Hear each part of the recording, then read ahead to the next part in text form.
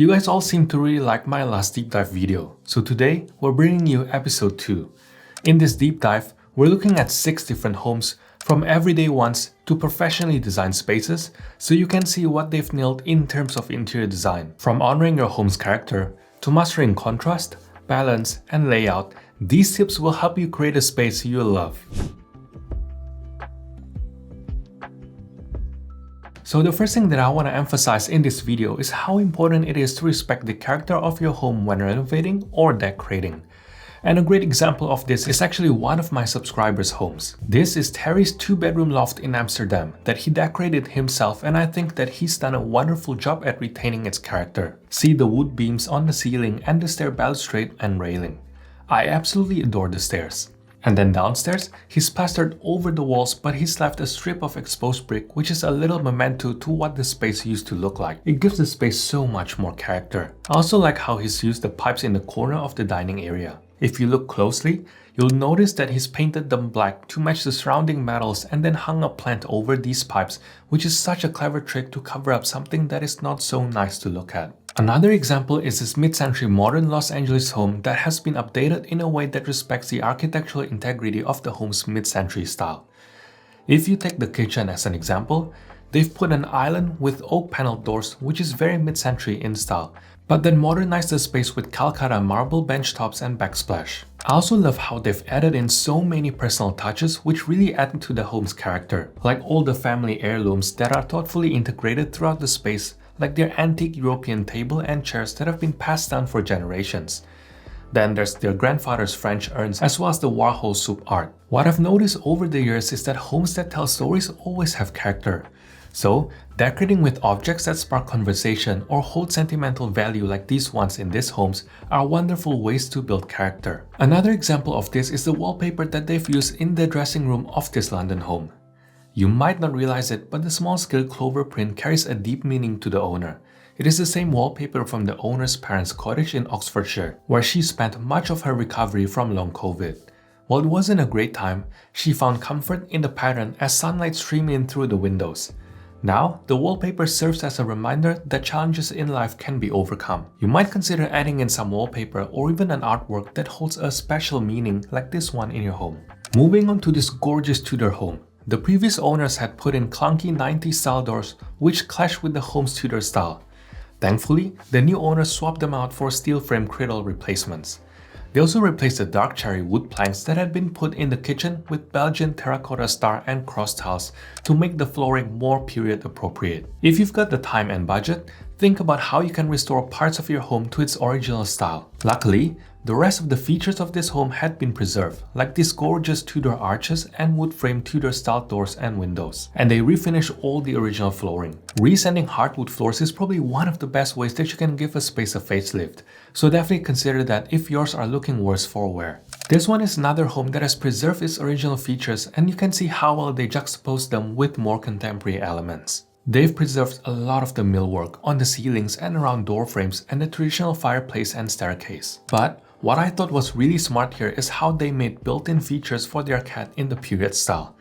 At the base of the banquette, they put an opening for their cat Rosa with perforations to let light in. That opening connects to the bottom of the tall cabinets on either side, where on one side is her kitty litter and on the other side is an exit flap to the garden. And you wouldn't even know it's there because it's all incorporated into the millwork. Everything in this home is just chef's kiss. The 2 living rooms with all the blues, reds, oranges, yellows, and lavenders. I love this combo of bright and bold colors that they managed to pull off in a way that doesn't feel too out there. It is all very vibrant, but still calming in a way. I definitely think that the whites and use of negative space helps here. Notice the little nook by the window, with the lavender pillows and how they've picked up the lavender from the stained glass in the decor. That's the level of detail we're talking about. They've repeated this color palette in the bedroom, but this time with a very different feel. It is much moodier. They're using blue as a base in various shades, and then there's other similar colors like plum, yellow, and orange. And again, they've used whites, which you can see in the fireplace and artwork, as a contrasting element to the dark blues. What I'm trying to point out here is that when you do repetition, you don't have to do exact repeats. By doing slightly different hues in colors, you're still doing repetition, but you're also bringing in contrast and interest. If you've ever struggled with creating a balanced and cohesive look like this in your living room, I'd love to help you out. I'm launching a program to help you design your dream living room. It is a hands-on and guided experience with weekly lessons and actionable deliverables so you can make real progress. Spots are limited to 50, and we're kicking off in February. So join the waitlist today and let's transform your living room together. There's also so many amazing light fixtures in this house. Lighting is the perfect opportunity to go bold because you can make it a statement piece, but it is also something very functional. Notice how most of the light fixtures have brass elements, and this is repeated in other metal elements like the curtain rods, light switches, and even on some of the furniture legs like the ottoman in the living room. Then, the difference between the warm tone brass light fixtures and the cool tone paint colors creates a very nice contrast. Similar to the Tudor home, repetition of color has been one of the main design focuses for this London home. The refreshing blue in the artwork of the famous Bondi Icebergs pool in the den has inspired the kitchen with paneled cabinets in bridge blue by Mylands as well as a navy island. They've also used a deeper shade of blue on the sliding door rather than black. And then they've used shades of red and pink accents for a dramatic moment against the blue, and take note of how they've repeated these pops throughout the room. What is interesting in this home is how they've inverted this color palette in the cozy den. So they're still repeating similar colors but in reverse. They've drenched the whole space in warm raspberry brown, so the blue Bondi artwork really pops against it. The front living area is much more subtle with neutral walls, but I like how they've continued the color and theme in the checkerboard curtains. The pattern is an egg coat around the fireplace as they've tiled in adorable small-scale mosaics. In another London home, I like how they've used the timber to create coherence but also contrast. Notice how they've used dark timber throughout the space. The walls already have very warm undertones, so a typical oak wood would have just blended into the walls. But using a darker tone wood actually creates a very nice contrast, which is then balanced with the lighter rattan accents and the reeded glass texture, so it doesn't feel too overwhelming. They've also created repetition in a subtle way through color progression. Notice how the accent colors start primarily with the toned down green in the ground floor, which creates a tranquil feel. But then, there are more colorful touches of the same color upstairs. You can spot it in the textiles in the dining banquette, the artwork above the living room, the bold green artwork in the dining area, and then the joinery in one of the bedrooms, and they even went all the way to get a green iMac. Even the mosaic tiles in the entryway have hints of green in there.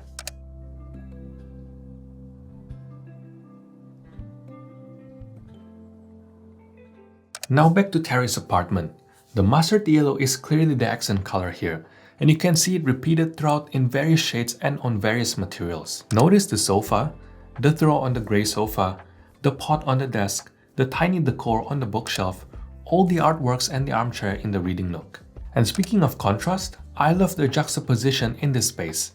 The non-matching dining chairs are really interesting. I think it works because they are all either black or grey with a warm wood tone and have similar silhouettes which aren't overly ornate or heavy. This is a smaller detail, but the positioning of the chairs helps too. The left and right chairs are heavier and the middle one is visually lighter.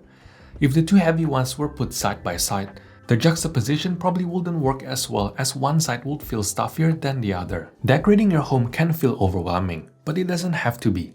I've created a free beautiful home guide to help you get started with confidence.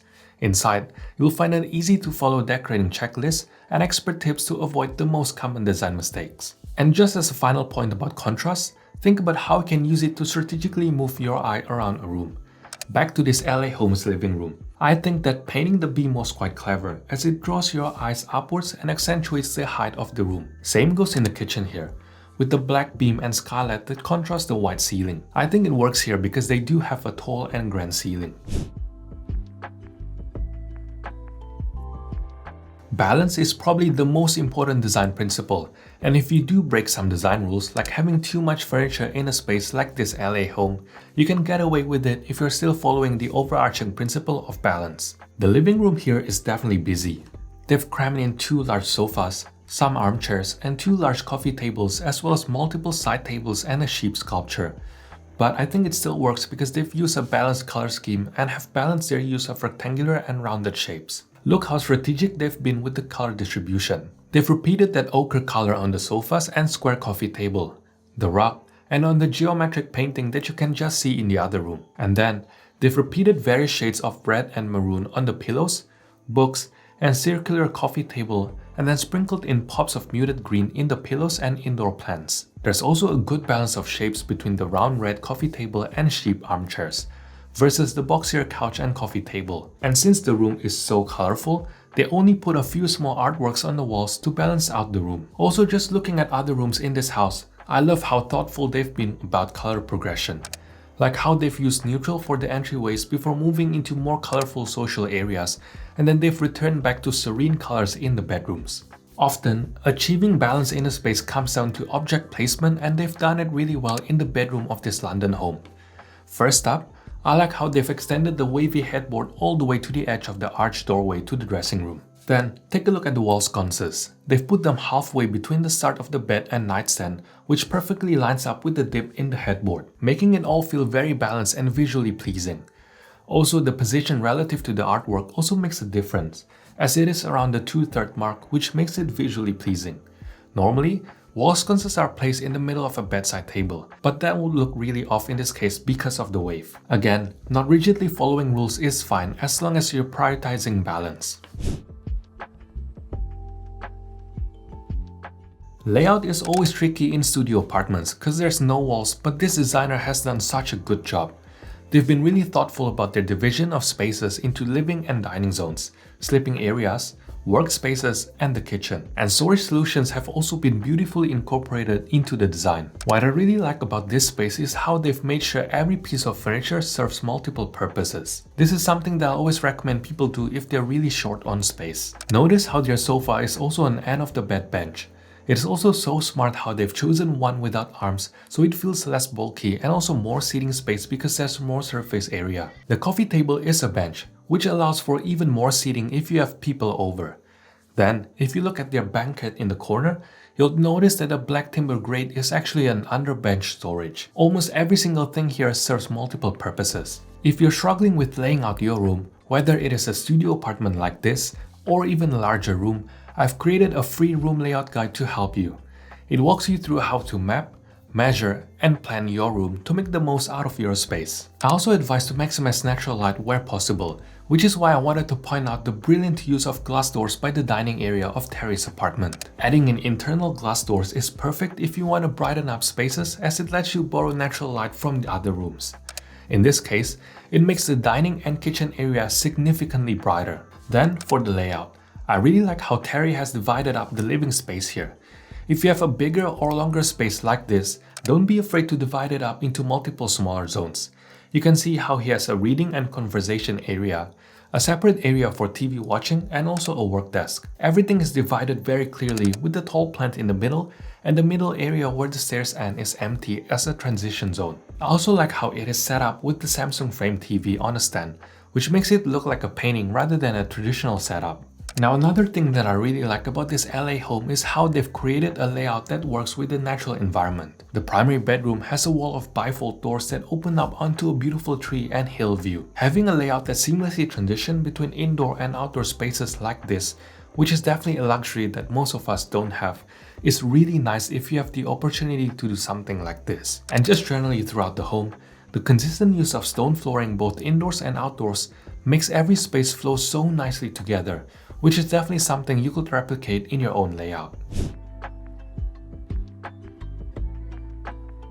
Having lots of textural elements is really important if you're going for a monochromatic or mostly neutral color scheme like this London home. If they didn't have all the textural contrast through various materials, this space would fall flat. I like how they've used bulwark lime wash paint to create subtle texture on the walls, and then other textural elements like the rattan inserts, which provide warmth against the solid cabinetry. And even in the bathroom, there's lots of patterns and textual interplay with all the different tiles. Everything is very cohesive, as everything has a similar undertone. Another home that is rich in texture is this Tudor home. There's so many materials and they're all so beautifully layered. But first, I want to focus on the living area. Right away, you'll notice the blue sofa and armchairs.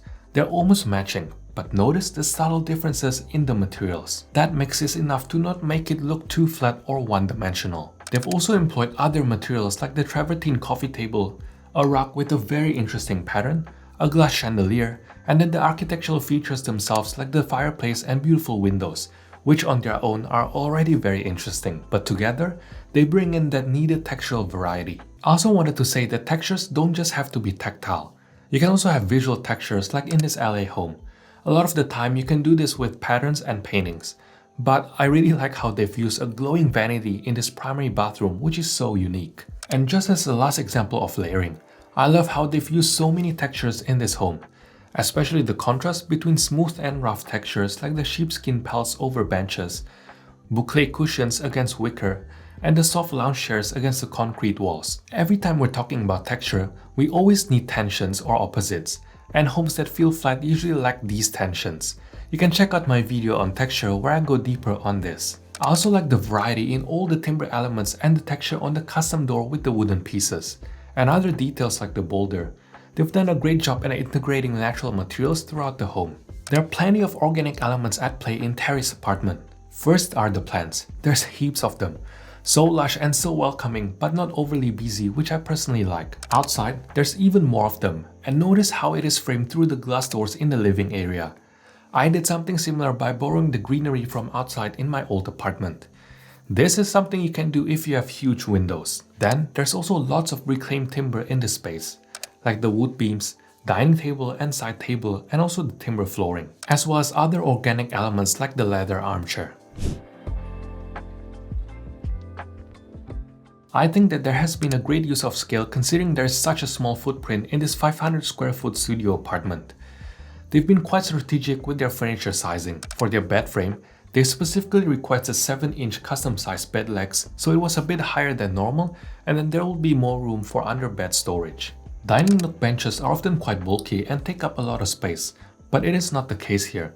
The corner placement fully utilizes a dead corner and allows the table to be placed deeper, which makes way for the bar cart. Also, just because you live in smaller space doesn't mean that you can't have some larger pieces of furniture or decor as long as they feel balanced in the space. That is why the oversized pendant light in the dining area works. I like it in this space because there's not much happening in the upper third vertical space in the room. It is also kind of unexpected, so it helps bring the eye upwards and creates visual interest. Many people often find it difficult to get scale and proportions right when styling, but I just wanted to go back to this London home because they've done a great job and there's a few things to learn from it. Just in the living room alone, they've done their proportions perfectly. Notice how the artwork is 2/3 of the size of the fireplace. This is the rule you should be following for hanging art and even TVs, and I talk about it a lot in my videos. Then, look at the placement of the little decor to the right. It is quite strategic and helps bridge the gap between the fireplace and the artwork. There's also the shorter object placed slightly under the artwork and the taller vase to the side, which is a classic styling trick of varying heights for visual interest. You can try these tricks in your own home. Hopefully, you've been inspired by these beautiful homes. If you enjoyed this video, check out the first episode right here. Or check out this video on how to make your home cohesive. Otherwise, thanks for watching, and I'll see you in the next one.